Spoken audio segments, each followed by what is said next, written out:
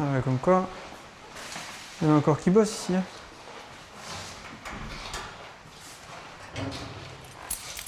Et voilà. T'as 2 casiers? Ouais, 2 casiers. Un pour les affaires propres et un autre pour les affaires sales.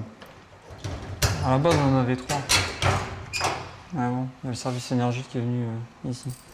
Ça fait combien de temps que t'as ce casier? Bah, depuis le début, ça fait 12 ans. Regarde. Il y a une histoire là-dessus aussi écrite. Hein.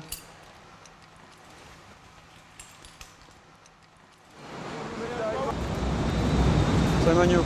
Je viens à vous prévenir que vous n'avez pas le droit d'y aller normalement. Hein. Ah, ouais, normalement. Ah bah tu préviens Magno. Moi je vais faire de ma place. Hein. C'est une action CGT, revendiquer CGT, tu le dis, si t'as les chefs, c'est bon. Oui, non, mais moi je peux faire Ah oui, bien sûr, c'est bon. Dans le discours qu'il a, Ah non mais je perds ma place. Ah, voilà, ça ressemble plus, comme je dis toujours, ça ressemble plus à un cimetière aujourd'hui qu'à un vestiaire. Hein. Ça fait chier, c'est mal au mine de voir ça. Là, aujourd'hui, il y a un gars de vigie, là. Ça, c'est Seb qui est là. Mais bon, t'as déjà des casiers vides. Hein. Bah, là, juste à côté de moi, tous les casiers vides, là où tu vois plus de cadenas, c'est les casiers vides. Donc ça, c'est déjà les personnes qui ont déjà été ventilées sur les entités qui tournent. Ou qui étaient intérimaires et qui ont été remerciés. J'ai toujours le souvenir de mon premier jour ici, enfin mon premier jour, ma première visite ici, quand j'ai vu le plancher de couler avec les fondeurs en train de bosser comme ils bossaient, j'ai demandé à mon chef de fab, c'est là que je vais bosser ou pas? Parce que moi je voyais le truc, pour moi c'était les films, c'était terminé ça. C'était que dans les films de Charlie Chaplin et encore en noir et blanc que tu voyais ça quoi. Tu vois? C'était quand j'ai vu ça, je dis non c'est pas possible, ça n'existe plus ça. Mon premier jour de travail, j'ai compris que je resterais ici. L'action de ce soir, elle est symbolique. Pourquoi? Parce qu'on a envie de dire que tout ce que Mittal a dit depuis le début, eh ben, c'était faux. Il a tout fait, il a tout orchestré pour qu'aujourd'hui on en arrive là. Voilà, c'est uniquement ça. Et à chaque fois je vois les noms, à chaque fois je rigole, parce que à chaque fois tu as la petite histoire avec lui. Ouais. Lui c'était drôle, lui c'est ci, lui c'est ça. Ah oui, c'était un lieu de vie ici, c'était là où on rigolait le plus quoi. Tu rigolais sur ton équipe, mais tu rigolais aussi avec les autres collègues d'autres équipes. Mais c'était ici, alors tu vois, tu arrivais ici, soit les mecs ils avaient fait une heure sup, ils arrivaient noirs de la tête aux pieds. Parce qu'en général ici quand tu fais une heure sup, c'est que tu en avais chié sur le plancher de coulée ou ailleurs quoi. Et puis tu arrivais, bah, t'étais charbonnier quoi. La tête aux pieds, soit toi t'arrivais, t'étais en civil, et puis tu voyais les mecs sortir en caleçon, là, ils sortaient de la douche.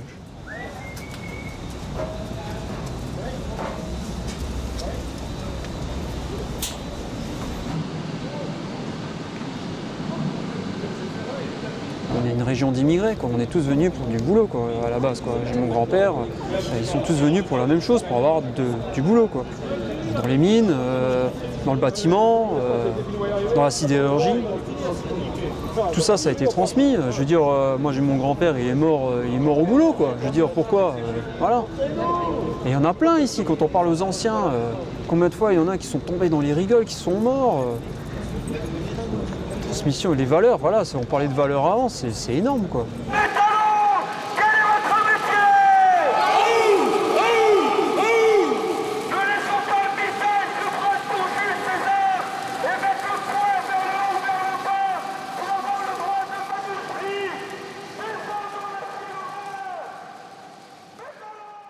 Moi je suis arrivé, on l'appelait Tchéco, quoi. C'était un gars en or massif, quoi, hein, avec un très fort caractère, mais quand il a vu un jeune, il s'est dit ouais c'est bon, je peux partir en retraite peinard, quoi. Lui c'était ça son but, c'était avant qu'il parte en retraite, c'était voir d'autres jeunes, quoi. Et je me souviens, qu'est-ce que tu veux? Une clé à molette, tu veux quoi? Tournevis, tu veux quoi? J'avais une caisse à outils pleine. Tellement, enfin c'était pas, alors qu'il me connaissait pas, tellement il était content de voir la nouvelle génération arriver quoi. Et mon frère pareil par la suite, et tous les jeunes qui ont été embauchés par la suite, pareil, on a toujours été accueillis à bras ouverts par les anciens ici.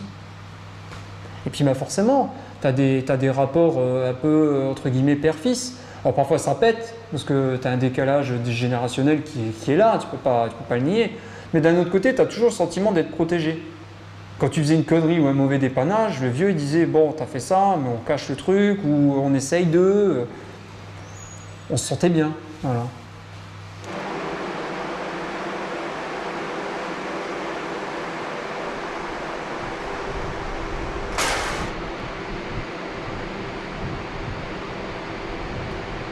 On a dit qu'on radicalisait le mouvement, ça y est, hein, je veux dire, on joue notre.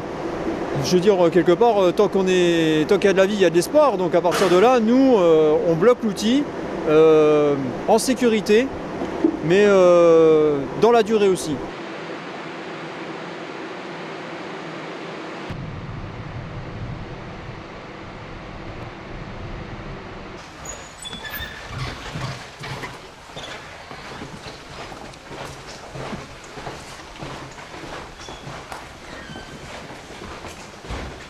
Ah, ça c'est le local archive ça. Ça c'est là le jour où j'ai été à un local photocopieuse. Il y avait Michel Clément là qui est venu me voir, c'est là que j'ai demandé ma carte. J'étais en train de faire des photocopies. C'est là que ta carrière ouais. syndicale a commencé. Ouais, c'est là, ici, tu vois. Merde. Et maintenant, c'est le collectif jeune qui fait le tract. Ah, mais comme quoi, hein. C'est vrai, hein. Putain, ça. Mine de rien, ça passe vite. Hein. Tu te rends pas compte comme ça. Hein. Il n'y a plus personne ici. Hein? Bah non. Comme tout est bien rangé, ça signe. Il n'y a plus personne qui touche. Guillaume? T'es tout seul ou t'es avec. Il y a qui là-bas? Ça va? Ouais. Il est parti? Ouais. Je fume juste dans le réfectoire. Ouais, pas de soucis. Ça roule?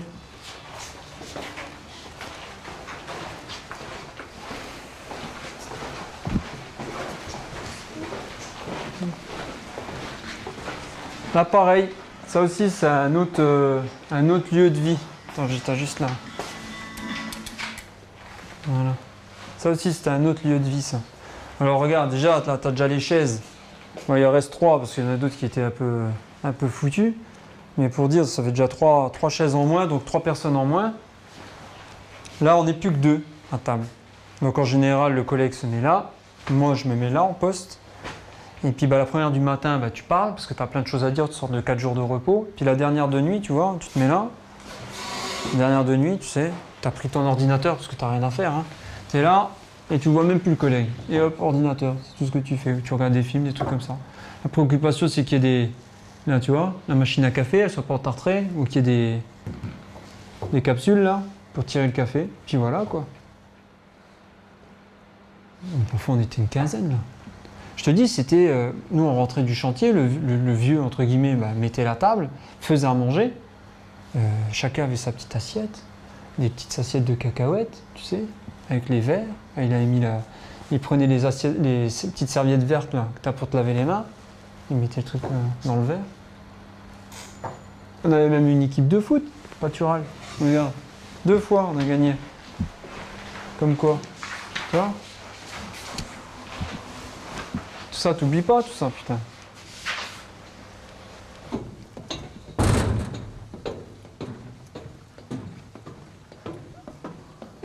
Viens à l'atelier. Je rigole nerveux parce que quand tu vois un atelier comme ça, alors là tu vois l'établi là. Tu vois tout de suite que c'est vieux et que ça a servi. Mais t'as plus rien dessus.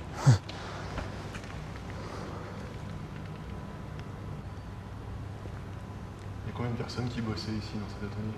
Voilà, pareil, c'était des personnes qui bossaient en maintenance, de jour ou postés, qui venaient travailler ici. C'est-à-dire, tu avais du boulot, je sais pas, moi, faire un joint d'une vanne, percer une ferraille, souder. T'arrivais, hop, chacun avait, là où il y avait de la place, hop, tu mettais pour les électriciens, tu mettais le moteur, tu le testais, voilà. Et là, ça c'était. Alors, ça me fait un peu délirer parce que c'était ça en fait. T'avais l'ancien à la soudure, hein, le vieux à la soudure. Le mec qui avait 5-6 années d'expérience, tu vois. T'as la perceuse. Et le jeune, le bitos quoi. Hop, toi, t'étais à la scie. Et il fallait que ça débite, tac, tac, tac. Et puis parfois, franchement, les postes de nuit, c'était pas forcément que pour que pour le boulot. Hein. Vous savez, les pêcheurs, ils faisaient les piquets de pêche, les piquets de tomates aussi pour le jardin. La vie, hein. Ça veut dire qu'il y avait une hiérarchie dans l'atelier, pareil, qui était organisée par le groupe. Ah oui, ah oui, oui. Même au niveau du dépannage, hein, les dépannages un peu...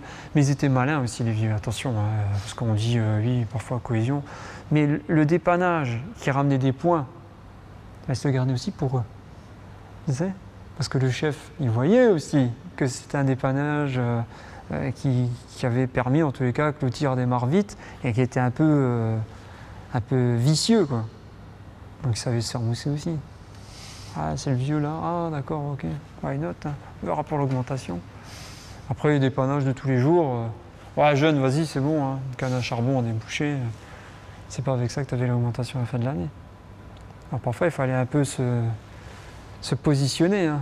On sentait la panne, je dis, ah, j'ai avec toi, ça n'était pas tout seul. Enfin, j'ai l'impression d'avoir... J'ai 35 ans et j'ai l'impression d'avoir un discours de vieux qui part à la retraite dans pas longtemps, quoi. Je suis une des dernières générations à avoir travaillé au P3 et au P6, enfin le berceau de la sidérurgie à Yonge quand même.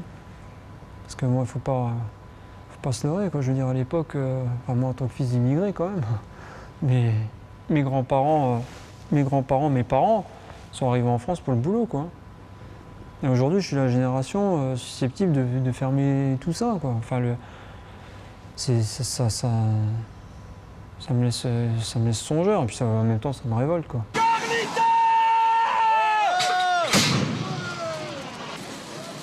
J'ai pas envie de faire partie de la génération qui sera pas battue. Parce que ça se passe bien ou que ça se passe pas bien, une chose est sûre, c'est que nous, on aura résisté jusqu'au bout.